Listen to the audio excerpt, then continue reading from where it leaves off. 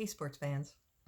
Remember when I said I didn't really go overboard for Christmas and don't have a whole lot of stuff? Look, I'm an elf. And I'm pretty sure I could probably hang my Christmas candy cane earrings from these. I look even cooler. All right, I confess. I love the holidays and I love dressing up and being goofy. Deal with it. This is the price you pay for hearing another chapter of Murder Bytes. So let's get started, shall we? This is chapter 5, by the way. Okay, here we go. So we last left Peri thinking maybe she could find Ev at the Fullerton train station. All right. Chapter 5. Peri passed the mini mart and the small cafe, pausing at the ticket office to find a schedule. The first train left in 30 minutes, going north. The second one was 15 minutes later, going south. Her search of the northbound platform came up empty. The southbound platform was across the tracks, accessible by a pedestrian overpass. Trotting up the stairs set a tingle down her spine. The enclosed grating around the walkway made it look like another overpass she'd once had to crawl along to get away from a crazy woman out to kill her. Her fingers could still feel the metal cutting into them and her body weight trying to pull her down. The approaching train had roared below her, rattling her hands loose. As she fell, Benny caught her arm. Benny, who had never been a hero. Why didn't I get PTSD from that? I'm fine walking over this bridge. Why did it have to be gunplay that got me? A figure sat alone on the last bench.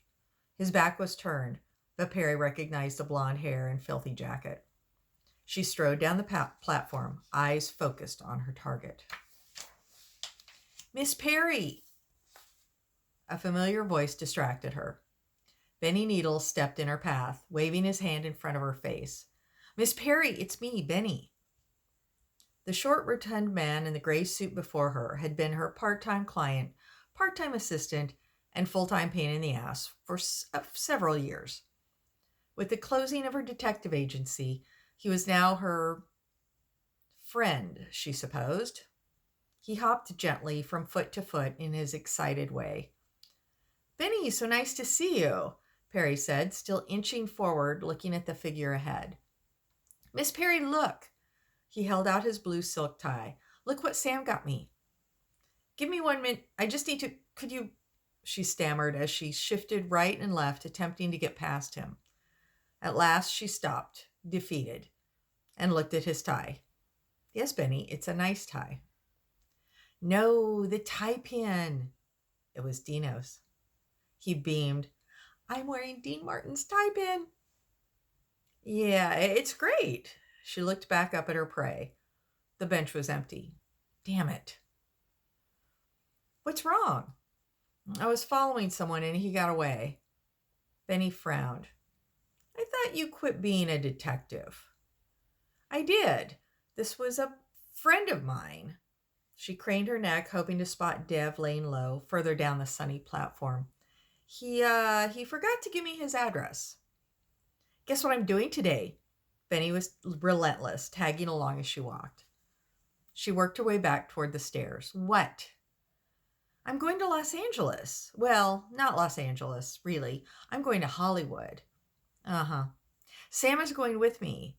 We're going to find Dean Martin's stars on the Hollywood Walk of Fame and eat at a fancy restaurant. Uh-huh. Miss Peri. Benny barked her name, causing her to stop and look at him.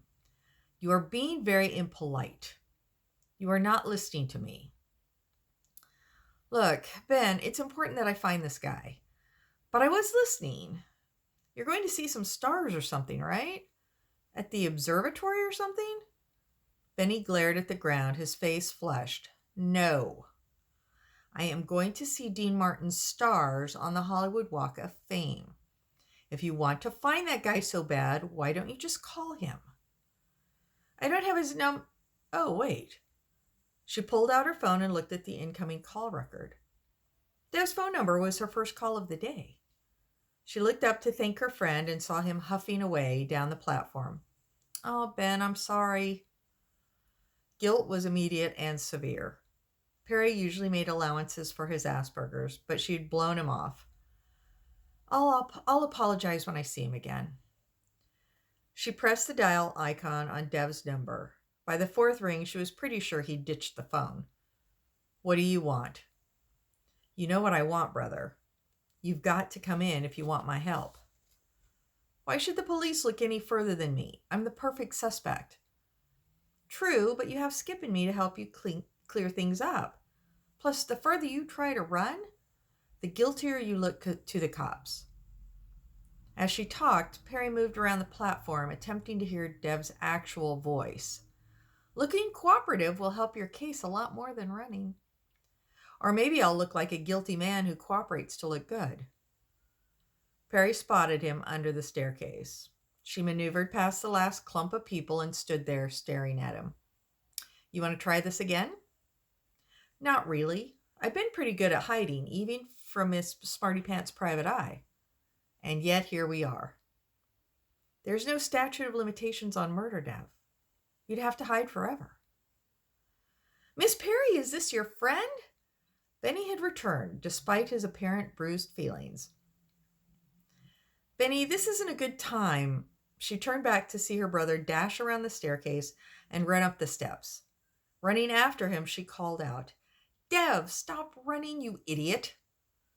He stopped in the middle of the stairs. When does that ever work? I'm going to tell you a little funny story. Haha, it's funny now. It was not funny at the time. So back when I was young and stupid, I was walking down the aisle of a parking lot on the way to my car, and I had my purse slung over my shoulder on the side that the traffic goes by.